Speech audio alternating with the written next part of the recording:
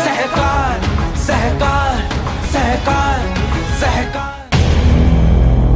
मान लीजिए किसी के फादर की डेथ हुई तो उसका जो बेटा और बेटी है वो लीगल हेयर है कि ओनर है, मतलब उनके पास राइट तो हेयरशिप का ही है। तो आपने रिलीज क्या किया, हेयरशिप की ओनरशिप, तो ओनर का बना। किसी ने आज तक Maharashtra stamp article 52A release deed कौन बना सकता है, to renounce claim in the property. Ancestral property जो 4 पीढ़ी से चल रही है, हमारे फादर की प्रॉपर्टी एंसेस्ट्रल नहीं है।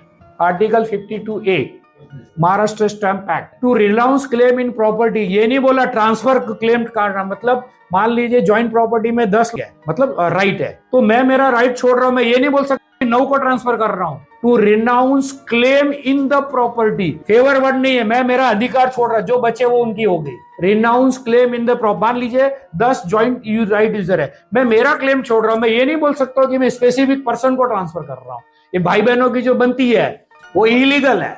ये 4 भाई बहन मिलके अपना राइट टाइटल इंटरेस्ट इस प्रॉपर्टी का भाई को ट्रांसफर कर रहे हैं। सर आपके पास है किधर राइट टाइटल इंटरेस्ट जो ट्रांसफर कर रहे हैं, आप तो लीगल हेयर हो। अच्छा आप ही बोलते हो लीगल हेयर है, और आप ही बोलते हो कि लीगल हेयर रिलीज डेट बनाते तो ओनरशिप हो गया।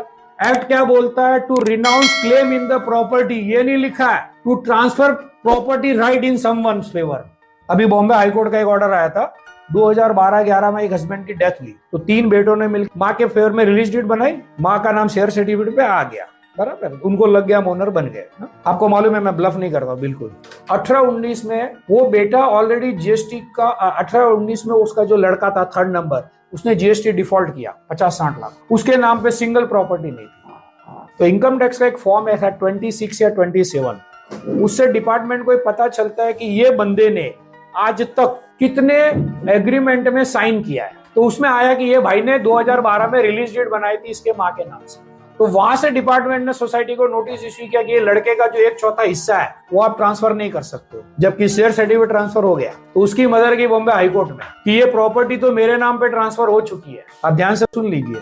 तो अभी जीएसटी डिपार्टमेंट क्लेम नहीं कर सकता है। तो जीएसटी डिपार्टमेंट के एडवोकेट ने क्या क्लेम किया मालूम है, ये जो भाई लोग ने रिलीज डेट बनाई है ना, उससे ओनरशिप आज तक ट्रांसफर नहीं हुई है, ओनरशिप आज भी खड़ी है, उसको हमको क्लेम चाहिए। कोर्ट ने बोला यस।